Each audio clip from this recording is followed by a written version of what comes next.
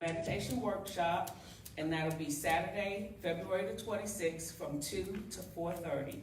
All are invited, and the cost is $10 for seniors. I don't know what that age limit is for seniors, and for everyone else, it's $20. And excuse me because I forgot to address the people on Zoom. We're so glad that you're with us and joining in, so excuse me for forgetting you, but I remember it before the end of the service. Okay, let's see here. A second. Okay, on Tuesday nights in February, Reverend Jesse is teaching from 6 to 7 on Zoom, so all can attend, and we'll hear more from Reverend Jesse later in the service. This week, the meditation, there's going to be a Monday meditation at 10, a Wednesday meditation at 6 p.m. if you're interested in either of those. And real exciting news, everybody mark your calendar. It's going to be our annual meeting. This is going to be Sunday, March the 13th, so you have time. Put it on your calendar so you don't forget. It's going to be right after the service.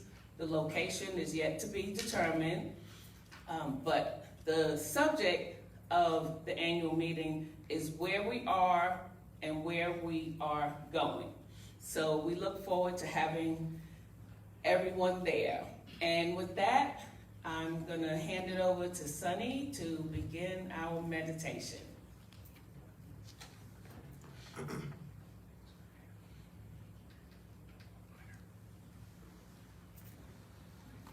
morning.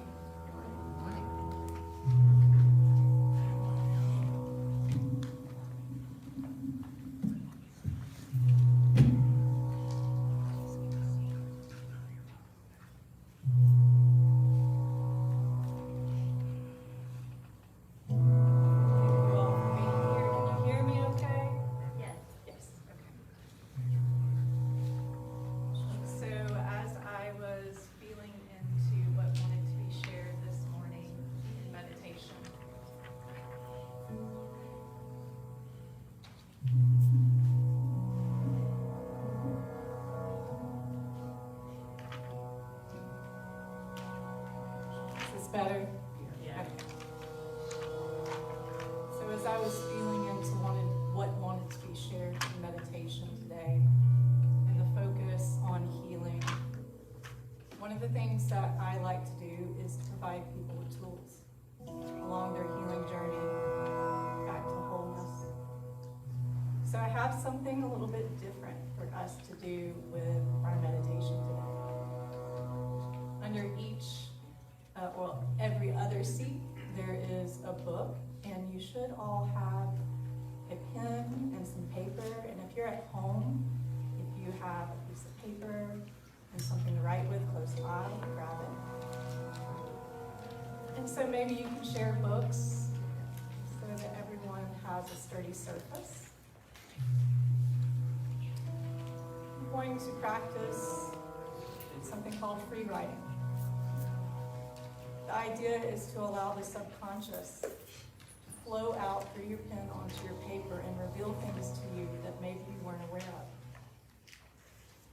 Sometimes in this journey to wholeness, we store things in the subconscious that actually create things like illness and disease, disorder, dysfunction, ultimately suffering.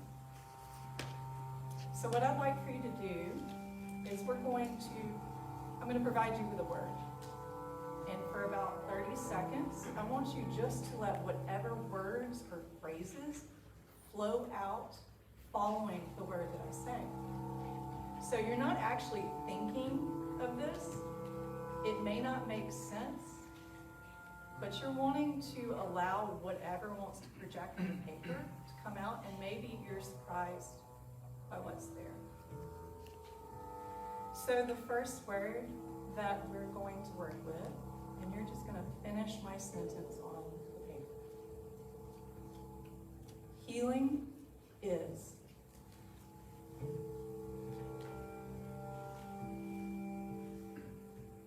Just let words flow, phrases.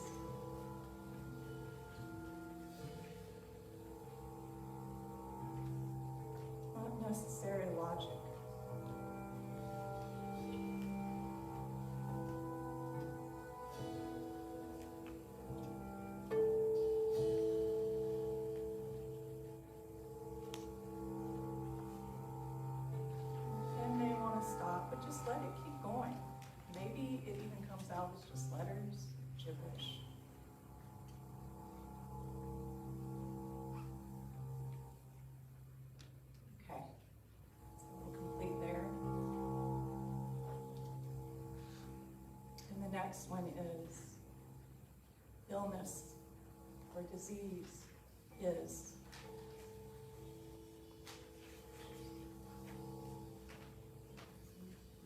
What beliefs do you hold about this?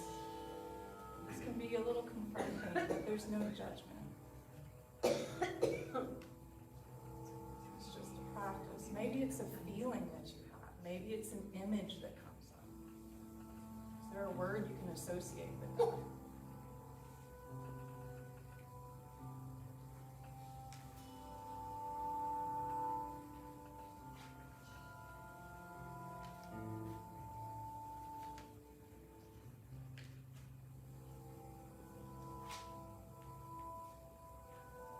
Let's just bring that to a close as well. Take a moment and look over what you wrote. Notice if there's any surprise there. If not, maybe this is an invitation to try this practice again when you can really sit into that space. And the reason that I bring this up is because it really feels that we are in this time of deep surrender and of finding our authentic self. So, as we enter into a meditative state, I invite you to center yourself with an intention of receiving revelation about any disease, disorder, suffering, diagnosis, anything that you feel is causing limitation or pain or separation in your life. This intention of witnessing revelation, compassion and deep understanding for yourself in this human experience. So if it would feel good, begin to soften your gaze or close your eyes.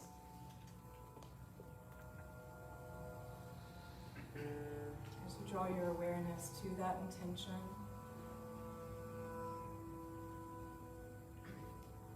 then let it go. And start to let your breath flow. Let your focus be with the breath.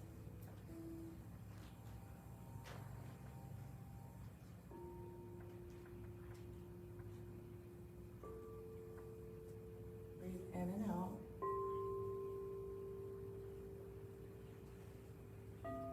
And on that next exhale, maybe let a sigh come out of the mouth.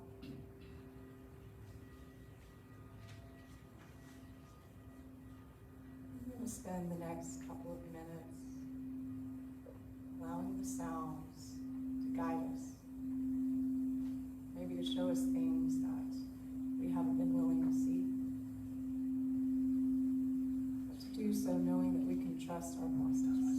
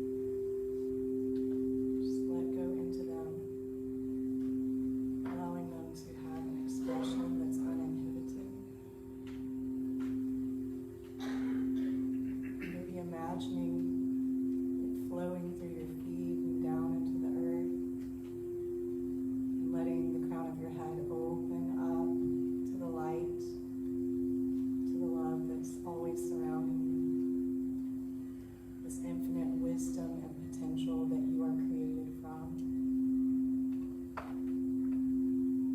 And tapping in to your intuition.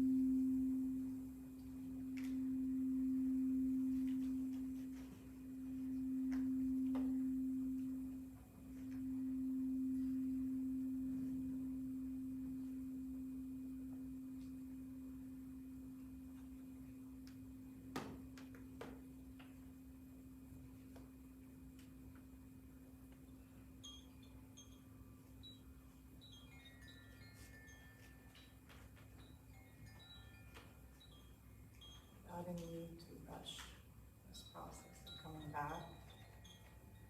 Just come back in your own time.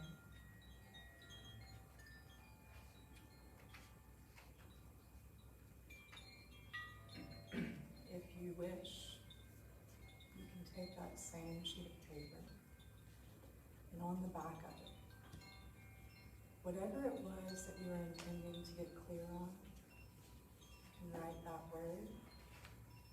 And then the word is, and then let your subconscious flow onto the paper and reveal to you something about that part of your journey.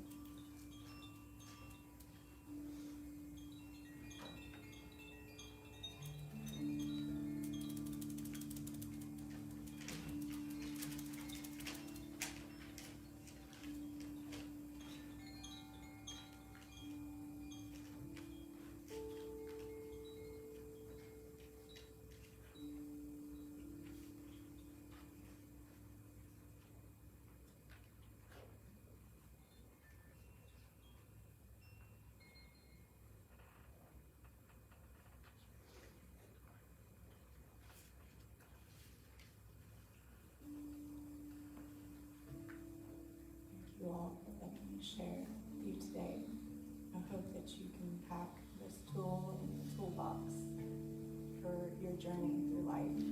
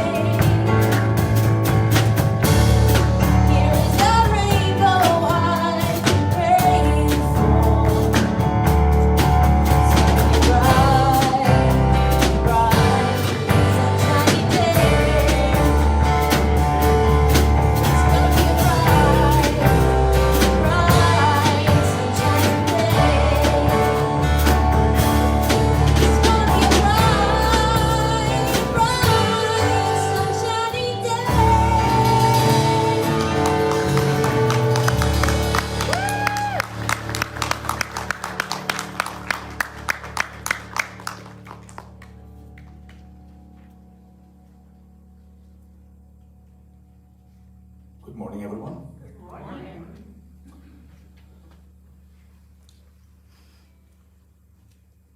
One more. One more.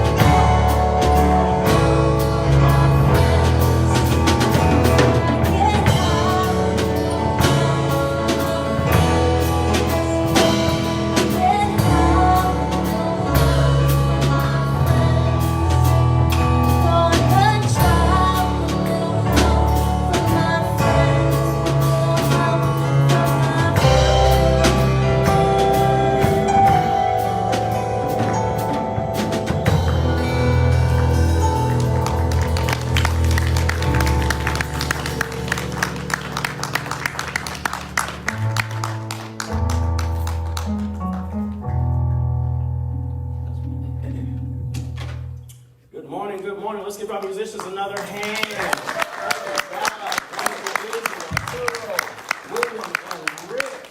Oh my God, I'm so grateful for you guys.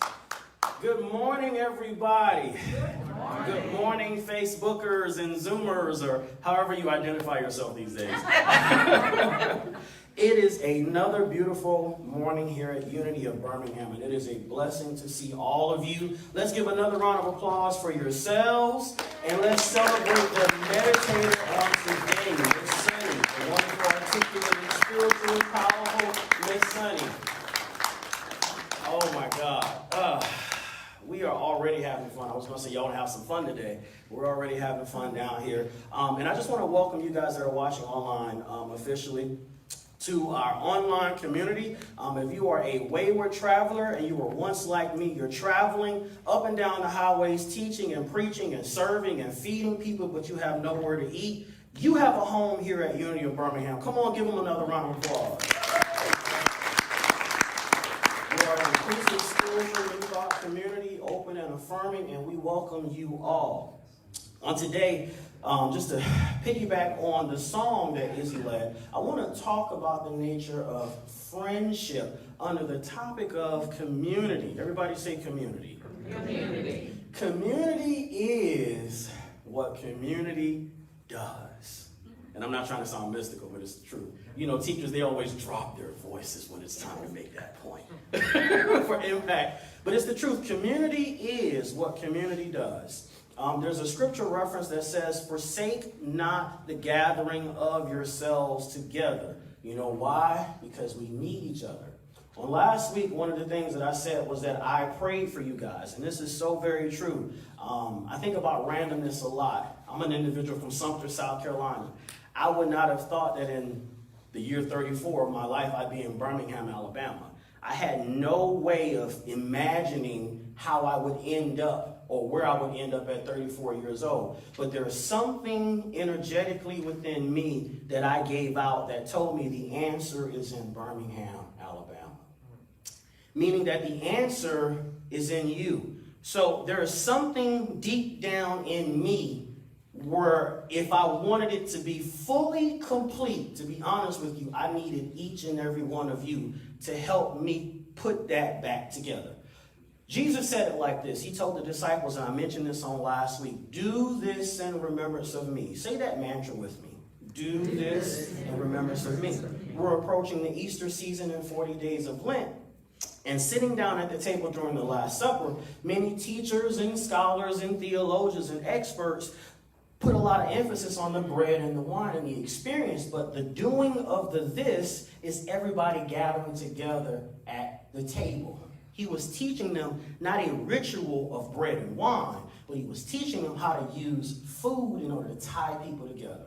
He was teaching them love and the coming together because Jesus understood in his mystical connection with oneness that there would be things that would happen once he transitioned that would require each and every one of us to need someone other than ourselves.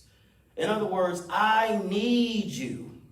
I need you to be here. I need you to be you. I need you to connect with your power. I need you to discover your purpose. I need you to discover who you really are. Because Howard Thurman said that we don't need people to ask what the world needs. We need folks who have come alive. And if I can tell you about myself, Jesse Eugene Harriet needs as many people around him who have come alive.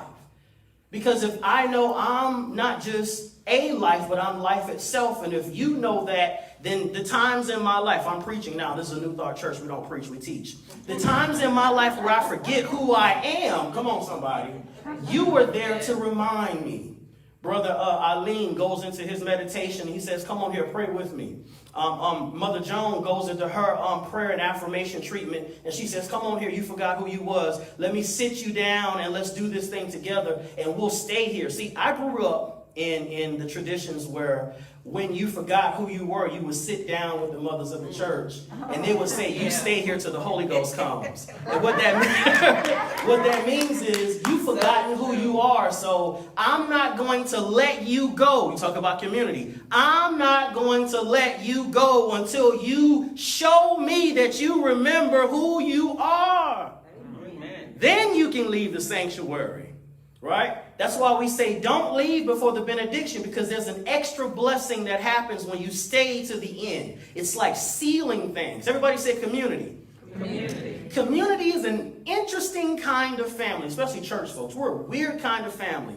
Had it not been for the spiritual practices that we do and our love for each other, we probably would not even know who each other is. But there is something that's tying us and pulling us all together, which shows that we do need each other. And so that kind of commitment to, I am going to be here for you, spiritually, emotionally, whatever you need, as you are waking up and discovering this new phase of your life, that's a powerful, powerful experience.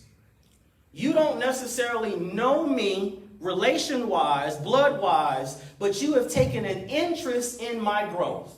You've taken an interest in whether or not I can feed my family. You've taken an interest in my tears. You've taken an interest in the life that I am living. You want to make sure that I am okay. That's what family is. That's what community is. And community is what community does. Say that with me. Community is what community does.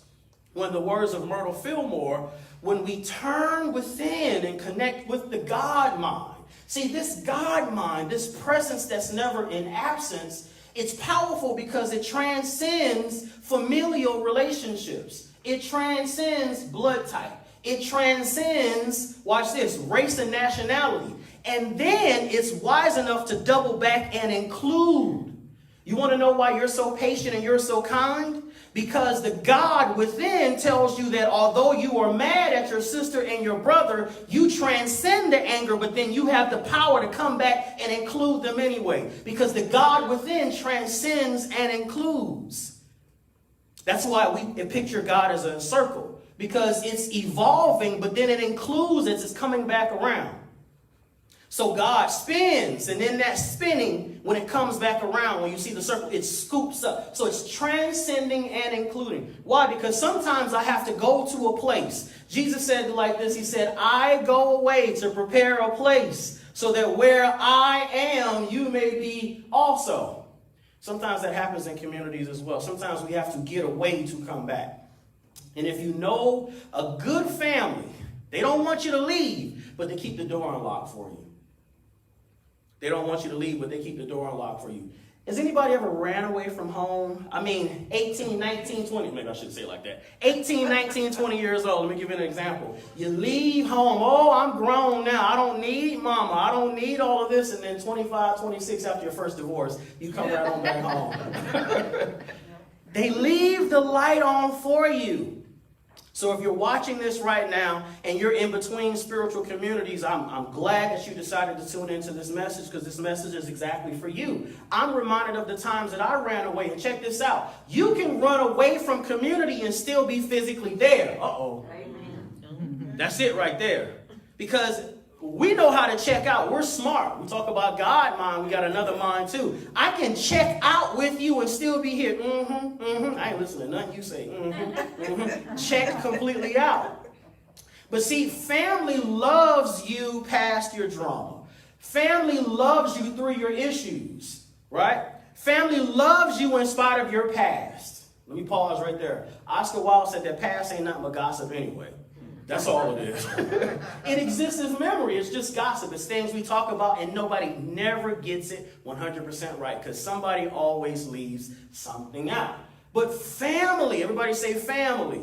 Family. The purpose of family is to love you anyway. Dr. King talked about the beloved community. What's the beloved community? It's a human representation of the city of God. It's a human representation of heaven on earth, where we have different faces and different nationalities and different people from different backgrounds, all coming together for one purpose, not just to glorify life, but to also uplift each other. In the book of Acts, it said that after Pentecost came, that they assembled themselves together. Watch this. And they had all things in common. Ooh, that right there is powerful, because although we're in the same room right now, we're in different situations. I might have a half a tank of gas. You might be on fumes and you still made it here. But by the time you leave, family says, uh-oh, I'm tying our hands now. We're going to make sure you got gas to get home. I ain't said we're going to fill your tank, but you're going to get home. Here's $5, baby. Put that in your pocket. And I'm joking around, but I'm serious. Family is important. And there are many of you that are in this building and that are watching online. You have decided to go at it alone. You've decided to go at it alone. And here's what Jesus says. Jesus says in the New Testament that when he sent out the disciples, small groups plug, he sent them out 2 by 2. And I said this last week. He sent them out 2 by 2 because he was smart enough to know there were things. Come on in the sanctuary, Miss Patty. How you doing? I'm sorry. This is family. I'm talking to family. He was smart enough to realize that when you go out by yourself, there are things that you are going to encounter that you will need backup for. Let me just say this. For those of you that are going at it alone, the reason why it's so tough is because you forgot your backup. Let me say it like this. Don't leave home without your backup. Let me say that one more time. Don't leave home without your backup. What does that mean? I'm grown. I don't have to be accountable to anybody. What if something happens to you while you're out on the road?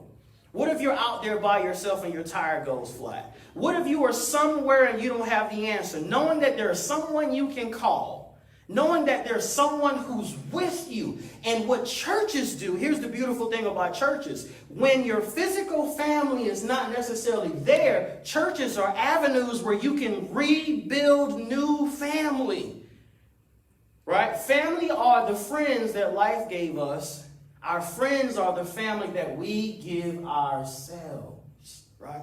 So let me ask you this. What have you given yourself lately? Somebody said, I gave myself a headache. I added this new person in my life, and they are wrecking my world, causing me all kinds of headache. Thich Nhat Hanh says this, for those of you that have to deal, who has difficult people in their life? Thich Nhat Hanh says, for those of you, I ain't going to raise my hand because, yeah. I want to go home tonight. Thich Nhat Hanh says that for those of you that have difficult people, whenever you encounter anger, you should hold your anger the way a great-grandparent holds their newborn baby. He doesn't say mother or grandparent sometimes, because we sometimes have issues with our mothers and our grandparents. And, everybody blames everything on mama, And so if you hold your anger and your frustration with them, the way you hold a newborn baby, you'll hold that anger gently. So my beef with you, Chair, if you're a family member, if I hold that beef gently, then I can drop the offense that I feel whenever it feels like you are not behaving like someone who's related to me, when you're acting like you're not family, right? Or let me say it like this. If I drop the anger, right, and I loosen the grip, then I can really hear what it is you're saying. And whenever you are upset and you are mistreating me and behaving as if you're not family, what you're really telling me is that you are suffering and you are in pain. So the mistreatment that I'm feeling is more about you than it is about me. There it is, chasing squirrels. The mistreatment that I'm feeling is more about you than about me. Can I be honest with you? All families have their drama. All churches have their drama. Thank God for Oscar Wilde. The past is just gossip. And there's plenty to gossip about if you look close enough in any household. Every unhappy family is unhappy in their own way. Leo Tolstoy. Somebody reads. Right? We all have our stuff. But the ability to look past it or look through it and love anyway, that's the responsibility that I give each and every one of you that are listening here. So when we hold our anger again like a newborn baby and we drop it and we start to listen deeply, we can hear the suffering of the individual that is not behaving like himself or herself, even if they aren't able to articulate it. Because if I can be honest with you, as people, we don't always have the words for what we're going through. And society teaches us to lie. You know what society tells us to say? Oh, it's okay. Well, why did you tell them it's okay when you're really not okay? Because I didn't want them to know my business, right? But when we ask for the help we need, we get it. When we don't get help, it's because we don't ask. You have not because you ask not. Miss Jamie is talking to me and I have a frown on my face. She says, Jesse, are you okay? Yes, I'm fine. So Miss Jamie continues and I get even more angry because she's not helping me. But I'm saying that I'm okay even though I'm frowning. So when I get serious with myself, God can get serious with me. And I can get the help that I need. Or I can behave like a child and cry and whine, and then mama can try to interpret what it is that I need. And that's the beautiful thing about moms. They know, oh, they're upset, they're just hungry. And we're a lot like that. Believe it or not, some of the reason why you guys are upset is because you're hungry. You haven't eaten. Don't ask me to complete a project if I have not had lunch. And as you can see, I love lunch. Don't ask me. Go ahead and laugh. It's okay. Don't ask me to complete a project if I have not had rest. If I have not slept, if I'm not hydrated, right? So when we get serious about the business of peopling, and when we get serious about the business of living life, then we understand that some things are just human nature. So stop taking yourself so seriously. And stop taking everybody so seriously. And stop taking offense to what everybody does. Because if you don't, when you reach maturity, not old age, when you reach maturity, you'll find yourself alone. Because you pushed everybody away. And we all have our stuff. We're in church, so we can't say the other word. So if you imagine, right, astral projection isn't laying on the floor and going into the ethers. Astral projection is imagining what it's like to be someone else. It's to leave your experience and step in someone else's shoes. It's to leave your body. So in the middle of conflict, in the middle of going back and forth with that person who you said you love, if you can pause for a second, Viktor Frankl said, if we can separate stimulus and response, if we can step out of what we are experiencing. I had an old friend who used to tell it to me like this: if you are at a place of ease and you get out of discomfort and then you come back to ease, then why not just stay here at ease? Because you're going to come back here anyway. So if I can hear what it is you're actually saying, right? Even if you don't have the words to articulate it, and I understand that what I'm experiencing is not about me, then why do I make it about me? Because in that moment, I forget who I am. That's why you have family. Because if this family member is making you not forget or making you forget who you are, you call another one that reminds you of who you are. We say in unity and in New Thought, we hold the light for each other until we are able to hold that light for ourselves. And that's what we do on Sunday morning. The prayer chaplains, they are here to hold the light. Miss Evelyn and Miss Joan, they are here, and Miss Sharon, who's probably watching online, to hold the light for us, right? In those pockets of resistance where we are unable to hold the light for ourselves. Now, Brother Harry, why are those pockets of resistance there? They are there not to break you. They are there to help you to live and to grow, right? So when you go to pieces because there's something going on in your life, you don't see it as life picking on me. Life is picking me out. Those pieces of my current situation become the seeds for my future. I said it last week, week before last, let him act up. Y'all know that line. Let him act up. Somebody's looking at me like, let her act up. I'll replace it tomorrow. The uncomfortability. And here's the beautiful thing about that. It reminds us that we need to take care of each other. So I have a problem, and I'm having a conversation with Miss Jamie. My problem, I'm going to share with her, but I'm not going to bring her into my stuff and use my problem to attack her. Why? Because I love her. That's my family member. That's my elder. That's my fellow teacher. That's my fellow light holder. So it doesn't excuse the stuff that I have, but it means that these are my demons, my struggles, and my dogs are not going to bite you on the leg. You are going to help me put them both on a chain until we're able to take them to the Humane Society. Somebody will like that. That's what we do for each other. Or at least that's what we try to do. What actually happens is I'm upset. Somebody calls me. What you calling me for? Why you talking to me like that? I ain't talking to you like nothing. Why you look like that? I don't look like nothing. That's what happens. All the time, right? But when we call someone, because here's the thing. When you are dysregulated, it's hard to open your mouth and ask for help. That shows you how childlike all of us are. When you're angry, it's hard to you got to think about it. Self-control is something else. I'm upset and I can't even calm myself down. Look at how childlike that is, right? When I'm hurt, I turn into a 7-year-old. When I'm hurt, what age do you turn into when you hurt? Let me ask that one. Who do you become when you hurt? You know, psychotherapy says that you become the self that had the first hurt.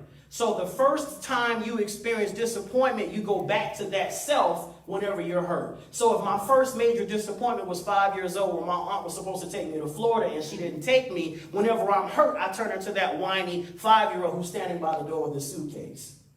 Right? That's the deep work. And we do that kind of work with each other. In order to do that kind of work, here's the caveat. We have to learn to hold each other's secrets. Ooh. keep it in the family. I can't trust you as my family member to help me do the deep work. I'm talking to somebody now. Because I'm afraid that if I tell you what I did, you won't love me anymore. I'm afraid. I got the nod from Miss Evelyn in the prayer chapels. I'm about to get it in now. I'm afraid that if you find out who I really am, you might not love me anymore, and you might tell somebody. So because we have trust issues with people, we can't connect with the divine. So how do you fix that? By getting real with God first, and then asking Spirit to find someone somewhere, even if you don't know who they are, and they're in a position of coaching, of therapy, in religion, pastors, whoever, to help you do that work. And then, watch this, if you are able to build friendships and bonds, as that friendship grows, they become confidants for you. What's a confidant? A confidant is an unlicensed therapist who is committed to holding your secrets and working with you as you do the same for them. And you start debriefing your day. As you experience your day, you pick up the phone and you talk with each other. What happened here? What happened there? And you can't always do it with your spouse. Because what if what you need to say is about them? Uh-oh.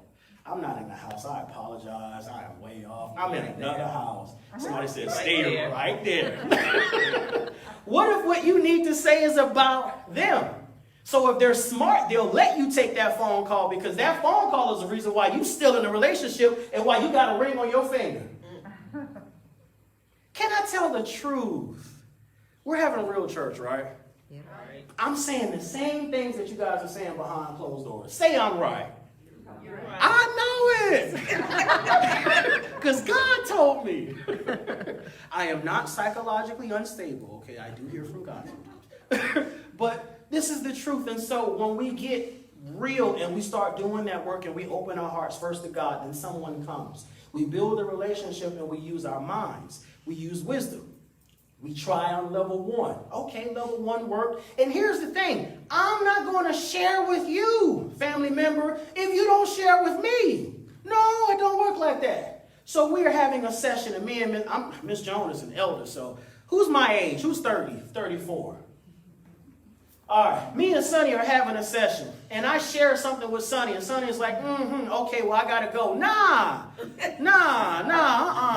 They don't work like that. I can't share with you and then you share with me. And I said that Miss Jones because Miss Jones is here as a teacher. You know, that's a whole nother level. Your elders are here to teach. John Henry Clark said it like this: my equals I debate, all others I teach. So you have to understand, when you're in the presence of an elder, it's different. But someone on my age level, there are experiences that we have encountered or we are encountering at the same time just because of our age. Some things that you are going through, let me say this, are just natural for your age. I don't know what to do.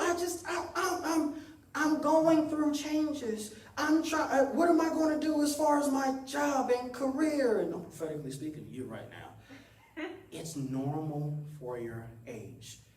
Spirit says, don't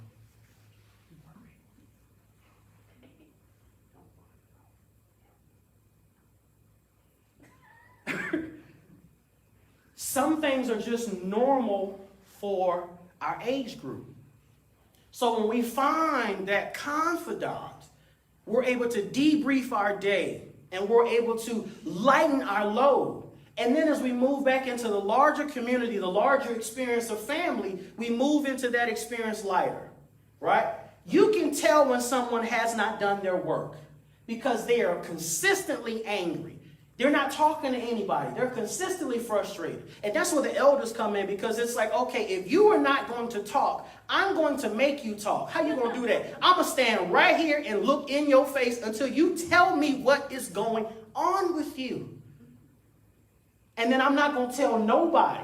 We both are going to sit down until we work this thing out, or until we come up with a plan that allows you to be better in it until it changes. Because sometimes for the things that we experience in families, we change before the circumstance changes, right? Wayne Dyer said it like this: change the way you look at things, and the things you look at change. And so to wrap this up, all families have their stuff. But when we all individually commit to doing our work and doing our part on a daily basis, and we find someone, and this is the risk, find someone that we can trust to talk with and know that they hold our secrets, right? Then we can start holding the light for each other, and we can really start growing, especially in those areas where growth has not happened in a very long time. That's what community is. Community is what community does. And on today, I want to tell you that I am thankful that you guys are a part of my community and that I am a part of yours. Go ahead and put your hands together for that. Because together, as we make that commitment to hold the light for each other and do the deep work, both together and individually, we can grow in grace and grow in God and grow in strength and grow in power. And our relationships can improve because our personalities have improved. Because that's where the work is. The work is on the level of personality.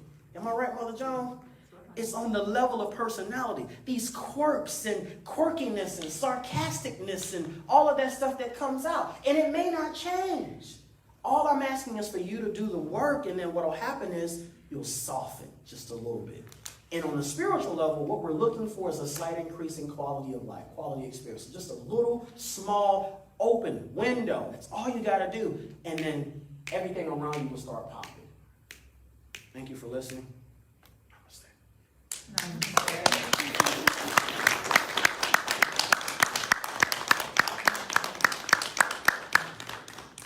Thank you, Reverend Jesse. I just feel like you were like a fly on my wall or something this whole week. So I appreciate the message. Let's give Reverend Jesse another hand. And I appreciate everything. I appreciate my family and community. And as I am appreciated, let's get ready for our offering. We are looking so forward as we continue to grow here at Unity of Birmingham. So I ask all of you to take your offering in your hands and feel the energy, what it can do for our community. And everyone, say with me our offertory prayer. Divine love, through me, blesses and multiplies all that I have, all that I give, and all that I receive. I give in love, and I trust God, and so it is. And there are bowls in the back of the sanctuary on each side that you can drop your offering, and there's also a bowl in the lobby. So let us all stand and sing our peace song. Thanks again, Reverend Jesse. That was fabulous. Yeah.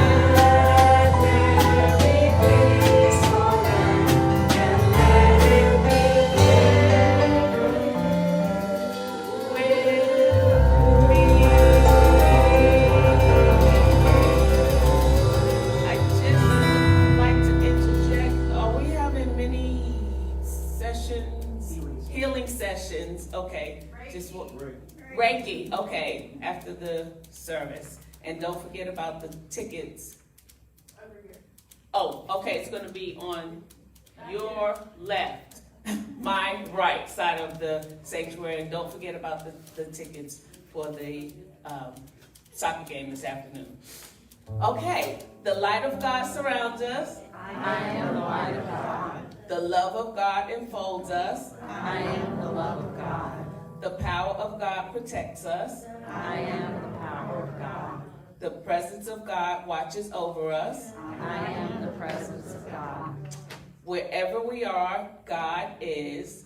Wherever we are, God is, and all is well.